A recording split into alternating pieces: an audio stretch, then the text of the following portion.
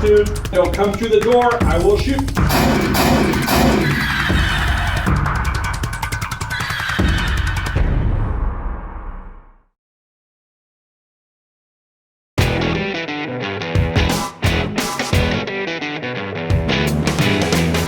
Hi, I'm Joel Persinger. I'm the Gun Guy. Thank you very much for all of your support of GunGuyTV. Please check us out on these other places because X and Rumble do not censor me, but YouTube most certainly does. Okay, what are we going to talk about today with Rick Travis from the California Rifle and Pistol Association? We just had the primary election, and I hear from people a lot that votes don't count. Okay, well, now look, I'm going to tell you right now, we seriously kicked butt and took names in California in this election in ways that you might not recognize unless you talk to somebody who actually does this whole political thing for a living, and that's Rick Travis. And so I've asked Rick to come on the show and explain where the victories are, because there's a lot of them, even though we had super low turnout for the election. So without further ado, so that he can explain it, because honestly I cannot, let's go talk to Rick. Okay, so what I wanted to talk with you about today is the little preamble I just did is about the election results, because today I went on Track My Vote. You know, California lets you do that now, so you can see whether your vote was accepted and counted and whatever, and I did that. I wanted to make sure they actually counted my vote. I get repeatedly, well, I don't vote because it's worthless. It doesn't mean anything. You know, you hear the same stuff, and I have to confess, I get it. I understand why people feel that way with all the ballot harvesting and other nonsense that goes on. Still, we had some victories on election day. And then I think we had some victories that don't at first jump out as victories, like Portantino not making it into Congress and stuff like that. So I thought maybe you might enlighten us and encourage us as gun owners here in the what used to be called the Golden State. I don't know about it now. And how we did on the election day. I have a feeling there's more good news than people think. Well, you know, using your gold metaphor, I think there's fool's gold and there's real gold. And there's a lot of fool's gold spread around California in politics. But there are actually some, we dug up some gold nuggets in this last little primary. Yeah, I'm actually very excited, Joel. Obviously I work in this space. I understand how it's easy to get low morale and sometimes downright depressed. But, you know, you and I talked, I think close to a year ago. A year ago, we were talking about Katie Porter, who had aggressively came out after Dianne Feinstein, who was still the reigning senator for California, and said, I'm going to run for a seat. And we were like, wow, the arrogance. Katie Porter is like calling out the senator and saying, I don't care if you're retiring or not, I'm going to take you down. Of course, the minute she did that, Adam Schiff could not be one-upped, so he jumped into the race. Then Barbara Lee jumped into the race. And at the time, what you and I talked about wasn't so much the three amigos jumping into the race, was that created all these openings below. You know, because when they all started vacating their seats, then people started like David Min, I'm going to run for Katie Porter's seat. And other people, I'm going to run for Barbara Lee's seat. And all of a sudden, we had this election cycle start a year ahead of when it was supposed to start.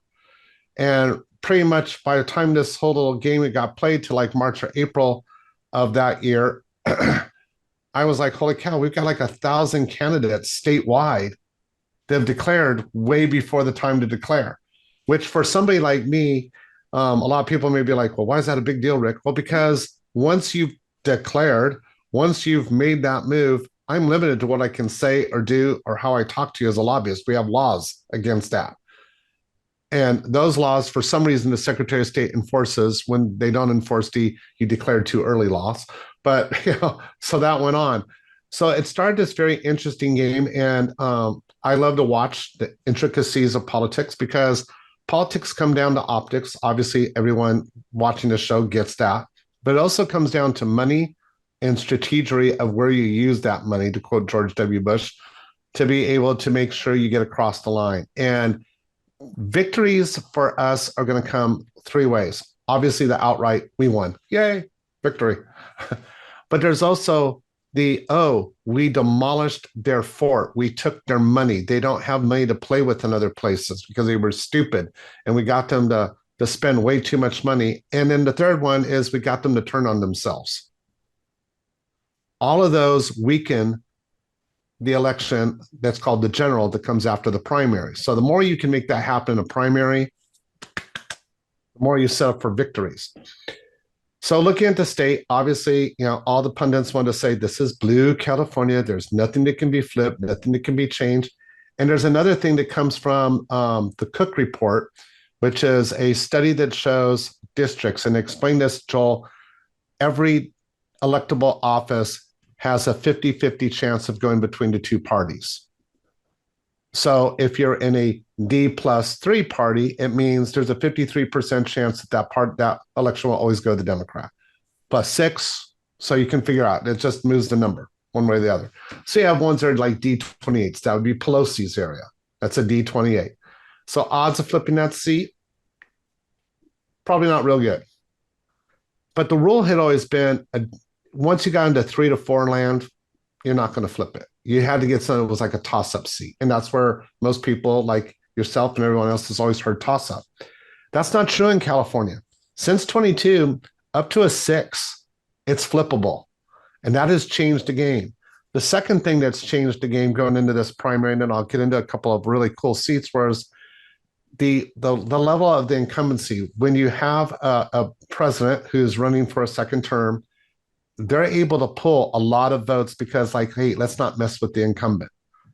Well, Biden's incumbency, because of a lot of issues, whether you're Republican, Democrat, I don't care, a lot of people question his ability to lead because of his age and some of the stumbling and the note cards and various things. So now the power of the incumbency is almost half of what it normally is in an election. And so that threw some things into it. And so what we go to first is Katie Porter, who started this whole election process off in California. She decided that she was going to go for it. Obviously, Katie Porter did not finish in the top 2 for the Senate. That is Steve Garvey, who I'll come back and talk about because there's an interesting thing going with him, and Schiff. But what did happen is Katie Porter. Before you go any further, Yeah. Rick, just if you would explain the top 2 thing, because I think a lot of Californians don't understand how these wonky California primaries work. And so I think that would be really helpful. Yeah. So our wonky primaries work that, and this has caused a great deal of confusion in this election.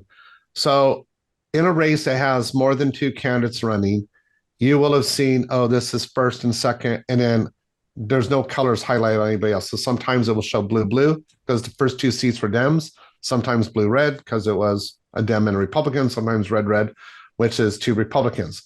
What it is the top 2 vote getters will advance to the general election in November.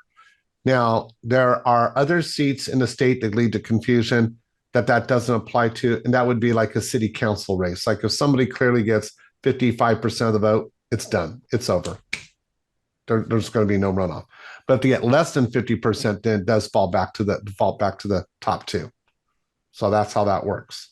Now, that's top 2 regardless of party, right? So you could Correct. potentially have 2 Republicans or 2 Democrats running against Correct. each other. It's it doesn't matter. Party doesn't matter. It's whoever Right. those top 2 are, right? That's what Right. makes it confusing in California. You don't necessarily end up with a general election with one of each party, depending on how it falls in the primary. No, and I blame this on the mentality in California that everybody gets a participation ribbon. So in the past, where parties might look and say, Rick, you can't run for that office because Joel's still in the office, he's rerunning, and you're from the same party, I had to go find someone else to run for because I couldn't run for your position.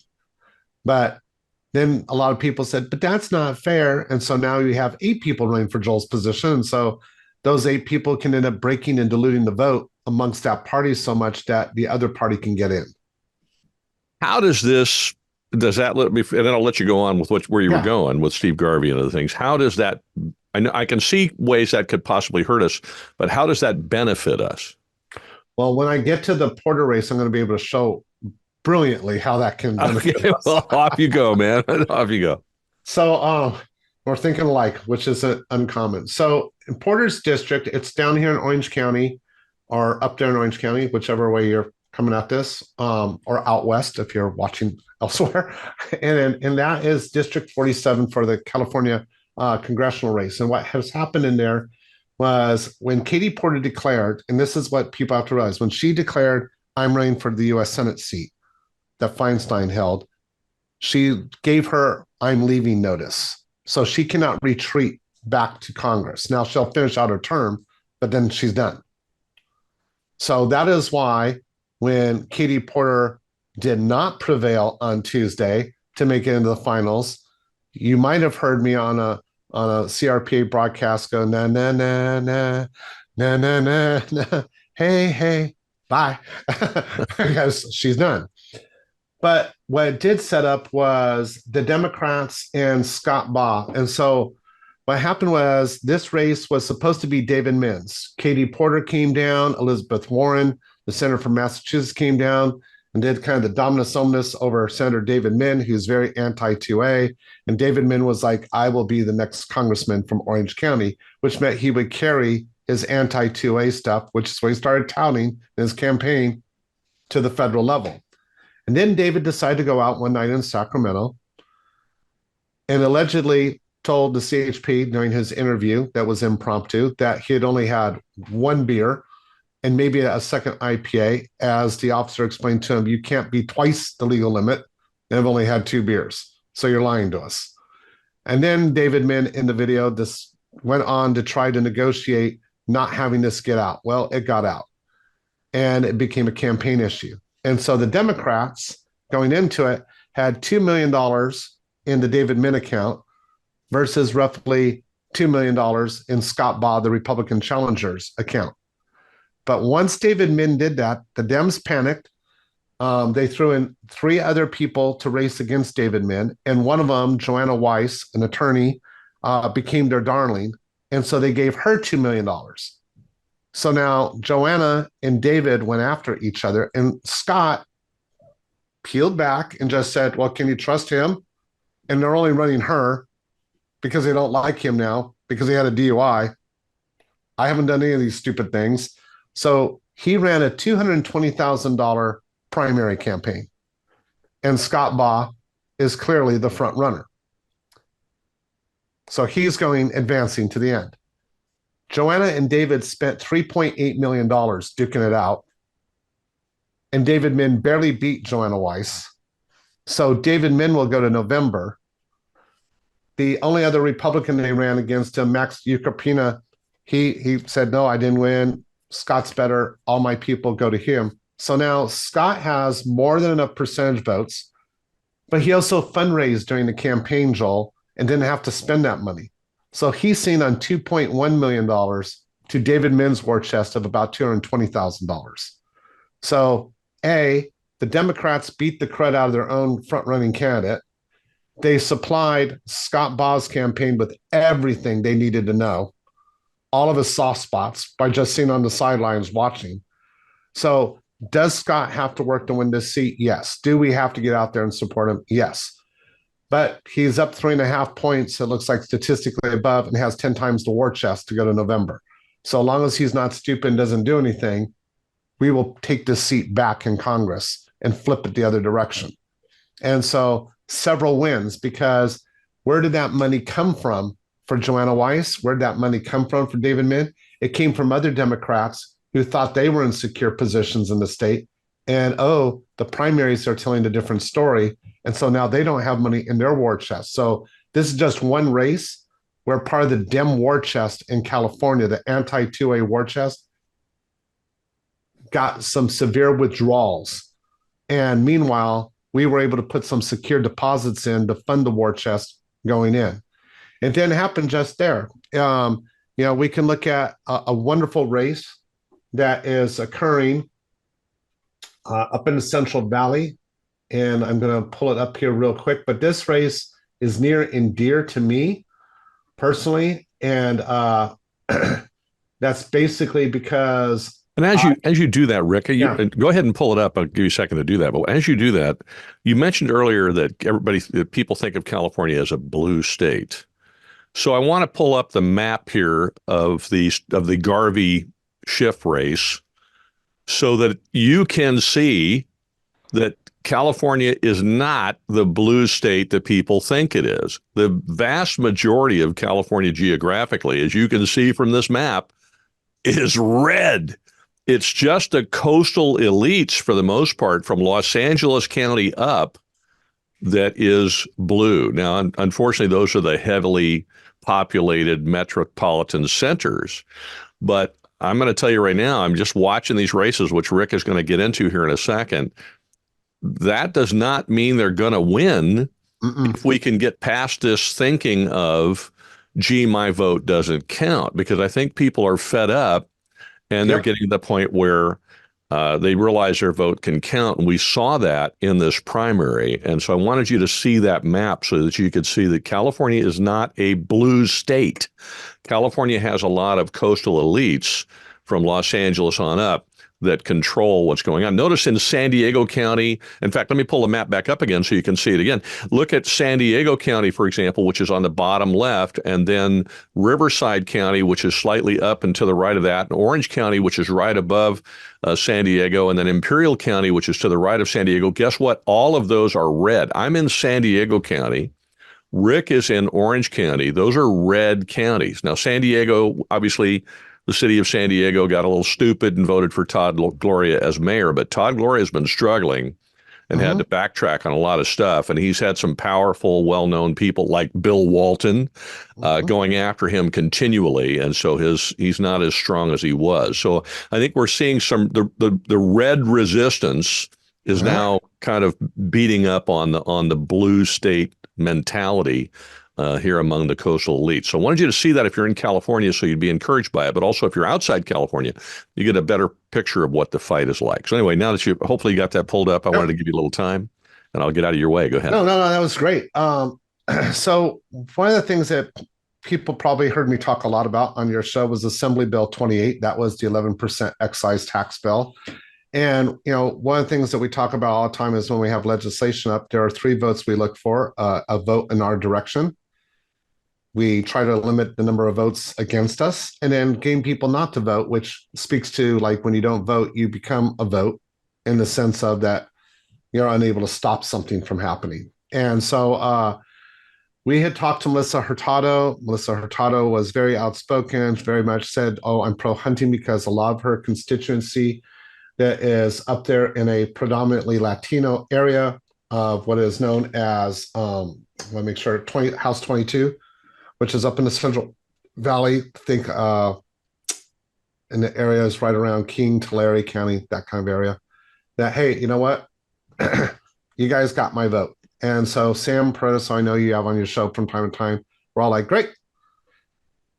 Melissa goes in, we're halfway watching this hearing because like the bills we were concerned about aren't going to come up. And 5 minutes into it, here goes Gabriel, who is the author of that bill. And he's like, I'm going to call for a vote. And I remember texting Sam like, what's he doing? He's an idiot. When Melissa Hurtado stands up and said, I'm going to support this bill. And we were like, and I'm watching some Democratic senators like Dodd and Cortese go, what? Because there was this whole coalition of Dems that had formed. And she broke it for Gabriel, went out and said all this stuff. And then afterwards, I said, it will be my mission in life to make sure she does not go to Congress. Like that is just going to become my thing. I'm going to do everything I can to help make sure that doesn't happen. Meaning that I was going to try to rally the troops in that area. So I spent a little bit more time than I normally did, talking to the ranges, talking to gun stores, talking to people saying like, Rudy Salas, a former assembly member out of that district, a Democrat, very pro 2A, or David Vallado, who is the current person that holds that congressional seat and a former member of the assembly, also very pro 2A. So either one of those were good for us. It wasn't about Republican or Dem. Melissa, boom, boom, boom, are good friends, and I'll do a big shout out to them from the Waterfowl Pack that's made up of different waterfowl groups here in California. Went together, we promoted it, and it was a video that talked about how Melissa Hurtado did not care about hunters, did not care about the future of youth shooting sports, did not care. In fact, she gave 11% tax that goes to none of those things. It just goes to paying off state coffers. She finished 4th totally destroyed her war chest. She has like $4,000 in political money to her name. She's got nothing. And now the race in November is Valadeo or Salas. And you know what? I'm good with either one of those. Like, we endorse both of them as CRPA because they're both great men, will represent us finally in there. But she's gone.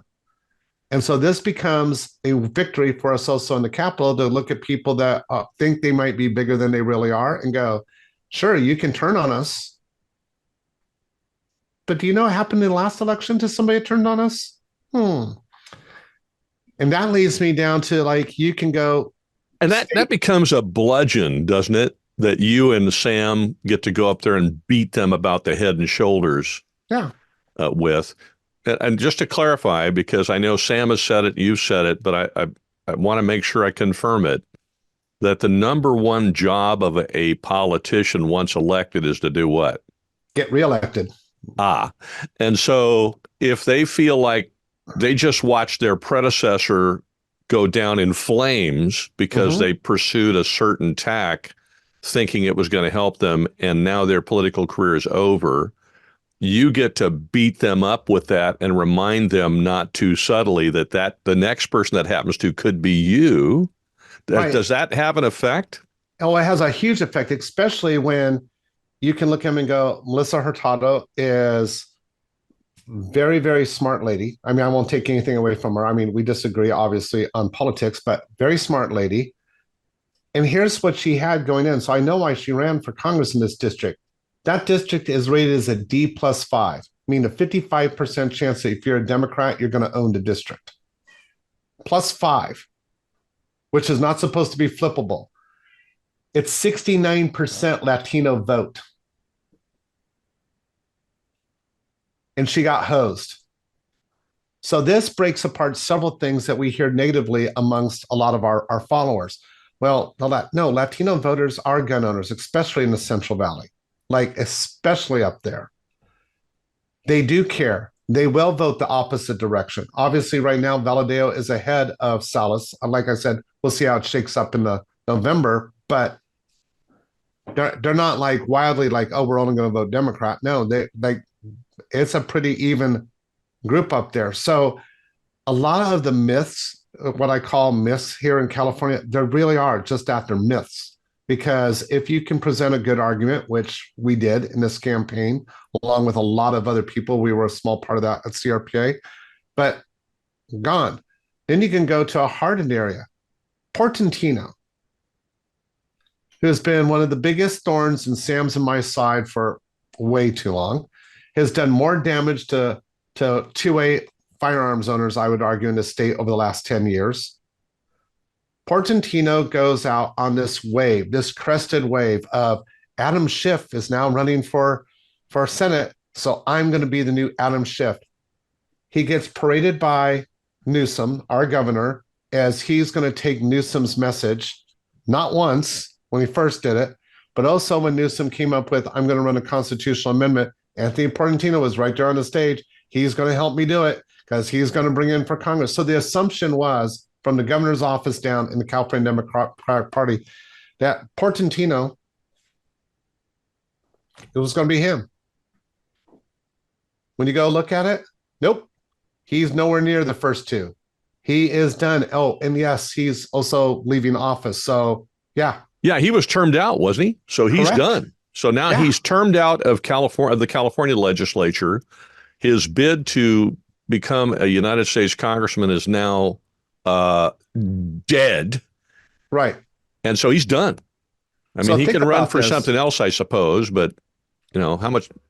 We were looking at a Hurtado, a Portantino, a Min, all going to Congress carrying the California message. Not happening. Not so much. Yeah. Yeah. And so for all those people out of state that are like, well, Californians aren't helping protect us. Yeah, we just did. Like, there's 3 people that were very powerful that caused a lot of problems in the state. Some of those problems are being dealt with in other states this legislative session. And yeah, we stopped it, and we stopped it hard. And we stopped it hard with one of the lowest voter turnouts ever. Yeah, which that's is the why, part that astounds me because it's like 26% or something like that, right, wasn't it? it's basically 1 in 4 people that could vote went and voted, Wow. which is why I'm like, people watching this, if you take 2 more people with you to vote, we own this. There has never been a better chance for us than right now. Like, this is it. And it gets And, even and, better. and you know what? And I want to say this. All this was accomplished in a world in which we have ballot harvesting, we have all this stuff that works against us, and this was still accomplished in an election. So the folks that say, and I'm not picking on you if that's you, but I just want to make sure that you hear it loud and clear. Elections work, votes mean something, even in Mhm. places like California. We accomplished a lot in this election with the lowest turnout in a long, long time in a state in which they cheat at every opportunity. I'm just going to call it what it is. And we still ended the careers not of one anti-gun, ardently, vehemently anti-gun politician, but several. And we haven't even gotten to the Adam Schiff, Steve Garvey race yet. And that Oh, was extremely interesting. So I'm hoping that in California, you're being encouraged right here to get more involved and make sure you vote, because I'll tell you, it wouldn't take that many more people to vote, and we would be at the most powerful voting bloc in the state of California if we just go out and do it. So this is an example right here, and I wanted to make sure I've stated that very, very clearly. Anyway, go ahead, Rick. yeah. And so then we have a guy who authored some bad bills. They weren't the worst on Second Amendment, but what he was the ringleader, and that's Reggie Jones Sawyer. Reggie Jones Sawyer has owned and operated the Assembly Public Safety Committee, where I've seen good bills come out of people like Assemblyman Todd in Westminster here in Orange County that were designed to get us back on crime control and not gun control. And he's even said, you don't control guns. I mean, very articulate, wonderful two-way supporter, a great guy for you sometime when he's not running for office to have on the show, because he can tell you all sorts of stuff about the Vietnamese community and firearms, and great guy. So one of the things that I love is Reggie Jones Sawyer saw himself going to LA, being a city council member. Now that he's terming out, he's going to run the city of Los Angeles. He's going to bring all of his anti-police, anti-2A stuff, da da da. And it's LA. So a lot of us were like he's a powerful guy. He comes from the Willie Brown era of politicians. He's got a lot of those people behind him. Kamala Harris and him are good friends. We're just like, and no cigar, folks. He got blown out of the water in LA. And I personally thought that dude was a shoe-in. Yeah. I didn't think there was a way he could lose. And he lost. And he lost, right? Like, and this is funny when you juxtapose it, because his adversary in the Senate for almost half his term was Kevin De Leon. Kevin De Leon, it's no shock, has had a tumultuous experience in LA city politics, has been thrown under the every possible moving vehicle politically. And Kevin De Leon is surviving to the general with all of his bruises, cuts, and gashes. And Jones Sawyer is done. Yeah. Yeah. And so that's why I'm seeing, and that wasn't Republicans doing that, was Dems doing it to Dems. So I see a lot of what Chuck and I have often called, Chuck Michelle, so people know, I knew you knew, but we have often called it, there are a ton of people in our community that we have labeled as nightstand gun owners. You know, they have the gun in their nightstand. They don't go to competitions. They don't go to gun shows. Very rarely do they go to a gun store. And so they are pro 2A. They do have a firearm, but they just don't connect in this community. A lot of those people are connecting, and a lot of those people are done with the politics of California and are revolting with their vote, which is what you're supposed to do. This is where we fire bad actors. And this is going, and I think a lot of this comes down to knowing how to talk to people. You know, nobody, this is just mistaking. A lot of people are like, oh, well, just Latino machismo. Yes, there is. Not going to take that away from anybody. but that's not owned and operated solely by Latinos. I know Italians, I know Scots, I know Irish people, I know Japanese people. Guess what? People in general don't like being told what to do. Part of it too is we have done a lot of work at CRPA, so as gun owners of California, to get to those nightstand gun owners. And I'll share experience with this um, election that was really funny to me. I went down to Laguna Beach. Laguna Beach is known for being a little left leaning in Orange County. A lot of people from various aspects that you wouldn't normally put in the box of a gun owner. You know, especially if you went to the stereotype vision of somebody that runs a gun store, you'd be like, nope, not one of us. Nope, not one of us. Nope, not one of us, which isn't right. And I'm the first one to say it's not right. But I went down and I see this guy who comes out with hair up in a braid that is literally longer than Crystal Gale's was at the height of her career. And I'm like, holy cow, this guy hasn't cut his hair in like 40 years. And he's got a pair of overalls on with a bunch of like pen and ink flowers and stuff on it. And he's working in about a 4-acre garden. And I went up to talk to him about gardening. So I had nothing to do with gun stuff. I went up to talk to him because he does a lot of stuff in what's called vermiculture worm stuff. And we started to talk about politics. And he goes, you know, I'm a Democrat. He starts telling me all the people he's voted for. And I'm like, he goes, but you know what? My party is a bunch of idiots. They don't realize I became a Democrat because of JFK. Da, da, da, da, da. He starts talking. You know, he's like almost 20 years older than me. And I'm like, yes, sir. And he goes, but damn it. Do you know what I have over in that shed? 5 shotguns. Do you know what I have in my house? And he starts telling me, and I'm like, but what? Because he is that classic unknown. And he goes,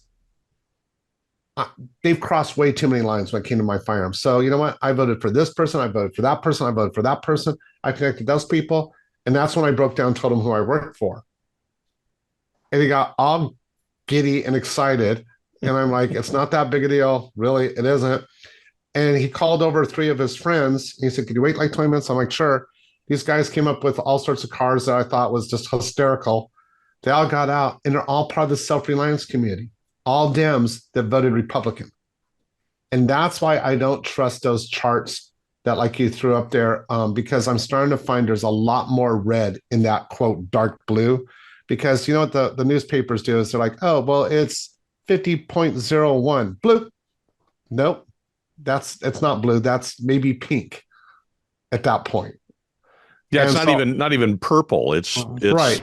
Beyond purple. It's become pink. And I think there's a lot of those places that would probably look more like a leopard if you did the actual county map correctly than the way they've done it. And it's now reaching out to those people. And I reached out to them, and they're going to form their own little gun group and do their own little thing and push their politics, which I think is really cool, really exciting. But I'm just saying, like, to our community, that's another thing to give you faith, because these are people that are like, no, their lines have been crossed and that we're done. We're done. And we should be welcoming that, connecting to that and saying, yes, and how do we help you? And what do we do? And keep moving that direction forward. The other thing I think to look at the general election that I will say is third parties have never been something rare. I mean, you know, one of the favorite presidents of the Republican Party is obviously Teddy Roosevelt. He ran as a third party candidate. We've had a lot of those. Right now, the polling across the country, including here in California, shows that we're nearing the 35 to 40%, depending who takes the polls and the plus or minuses on them. But it's safe to say, I feel confident saying a third of the electorate is neither. But what's more important is then when you get to that 2/3 that might support Trump or Biden, the 2 front runners right now, they're like, almost half of that is only because, well, I just can't stomach the other guy, so I'll be with this guy. Which means that we have some movement, and we have a couple of independents up and down the state right now that are favored to win inside the assembly, which we haven't had that in quite some time. And that shows that there's a break.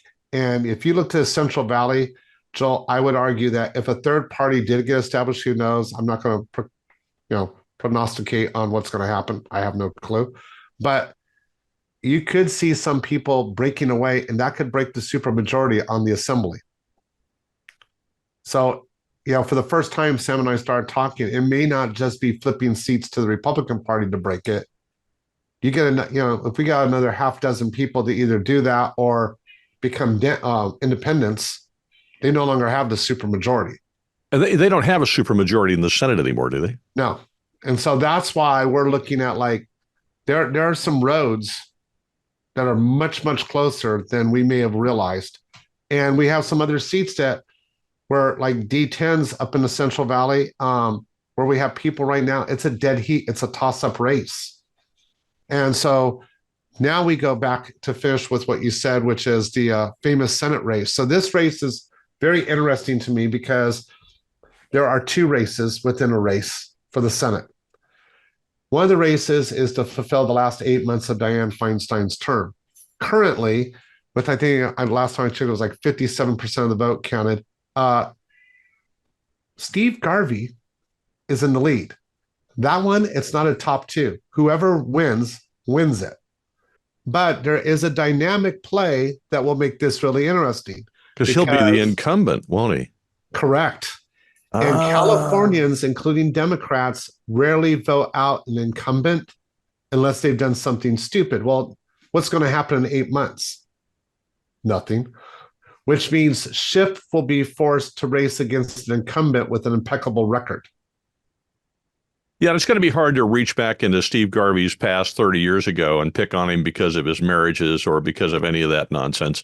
Yeah. Because he's been a stellar guy ever since, and he should be in the MLB Hall of Fame, by the way. Right. But that's a different conversation. But anyway, Schiff's not going to be able to attack him on his lack of experience because he will be Senator Garvey running against Congressman Schiff. So right.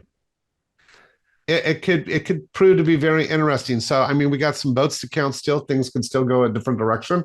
But everybody's watching that very, very closely because it would be California sending a Republican to the U.S. Senate. Which hasn't happened since 1980-something, right? Right. I mean, that's amazing. Right. So now, where is this? The second election is for the November. Actual full term. Where does that stand at the moment with Garvey? And Garvey's in second and Schiff's slightly ahead, but it doesn't matter because both of them have locked up those two seats. So that one is the top two then. So they're going to run again against each other in November. So it's not over till it's over. So this will it be Senator Schiff running against former baseball player Steve Garvey, or will it be Senator Garvey running against Congressman Schiff? Very, very interesting. Yeah. It sounds like it's going to be the latter, not the former. So and it's going to be really fun to watch because this changes things and this should empower people. I mean, if you're, a conservative or, even center, that should give you a lot, because you have people like Elon Musk, who has been a registered Democrat, but says, I feel like a Republican because the party moves so far left. So that center mass is going to favor a Garvey over a Schiff because Schiff has put himself so far to the left. So you're going to watch Schiff try to shift more towards the center to get votes. And if Garvey's campaign team, which Kellyanne Conway, who works with him, is very, very good. She's very strategic. And she's going to come after Schiff on any kind of flip-flopping on subjects. And so, Garvey's got a really solid chance of pulling this off. I think what everybody has to look at is with those kinds of game playing, with, like you said, people allegedly manipulating ballots, ballot harvesting, which has been done since the 1800 election, all these different things that have been out there in the public space. We kicked butt. We have tons of victories. I only highlighted some of the biggest ones because these were the most egregious anti-2A people for your show, but up and down the state. And then you have to look at, some people might say something. So I'll do a shout out to somebody I know in the first district. Teef Gibbs made her first run for Congress. Great lady, great 2A supporter, 2A trainer, wonderful individual. She didn't make it into the final two. And some people are like, well, there you go. I was for her, and there you go, Rick. And I'm like, yes, but everyone knows her. And if you really want her, now you get her out to all those different, groups, whether it be local civic groups, churches, 2A functions, horse show, whatever. And she comes and speaks because now she has a little bit more gravitas because she's a congressional candidate who has ran. And so 2 years from now, she's got a really good chance of being in the first or second slot and winning it. I've asked this a number of times. Is California a lost cause, Rick? Not by a long shot. Not by a long shot. It's people just getting out there and doing it. And I challenge you. We have a mutual friend who often has pontificated, their spouse has pontificated, well, if I was in office, blah, blah, blah, blah, blah, blah, blah. And I have looked at both of them and said, so when are we doing it? And we have a member of our staff I'm very proud of. I'll do a shout out for him, but one of our people that works out of Northern California for us, Jess Harris, was really upset with things going on in Shasta and on the board of supervisors and kept complaining that I could do so much better job. And we had that conversation. Well, if you think you could do it, well, what would that look like? And we had a couple deeper conversations, and then he decided to run, and he's in the final runoff for that position. Okay, now look, you watched this entire interview, okay? And before Rick goes away, I want to say this. You're going to see Chicken Littles in the comments. Mm-hmm. You just are. You're going to see people say, oh, no, voting doesn't work. You're going to see it. Ignore that. Don't let commenters sway your opinion. Rick just gave you the facts. Let the facts sway your opinion, not commenters in the comments, because some of them are real people who just, their mind isn't going to be changed. But the truth is, some of them are bots. A lot of them are bots. Okay. So look, you just got the facts. Let's run with them, shall we? This state is salvageable. California is a beautiful state and a beautiful place to live. The politics here suck, but that's because we've let them get to this point. We can change it, and now is the time. So I want to encourage you, support this guy, support the California Rifle and Pistol Association. They're doing a great job. I'll put a link in the description so that you can do that. There you go. Cheap plug for CRPA, Rick. Is there anything we haven't said that we should say? I'd like to finish it up on what you said at the very beginning. This is the Golden State. It's still the Golden State. Just don't get caught up, like you said, by the fool's gold, and don't let people steal this Golden State from us. We, the people, own it. We, the people, need to own it. And when you own something, you take care of it.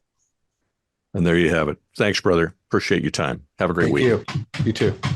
I would say share this video. Let people see in California that votes do count and we can make a change, and that California is not a lost cause. Ignore the comments, because you're going to see comments on this video that say that it is a lost cause. Voting means nothing. Look, most of those are trolls, or they're people who are paid to do that and discourage you. Some of them are bots. I realize some of them are legitimate, but they're not the majority. So just ignore that, and let's get with it and fight the fight. Thank you again for all of your support. If you'd like to help out, you can help out at Gun Guy TV Crew. You can go to gunguytvcrew.org, or you can go to either Patreon or Locals and sign up there. Or for that matter, you can just use the link that's in the description. Have a great week. Thank you again so much. And wherever you go, whatever you do, stay safe.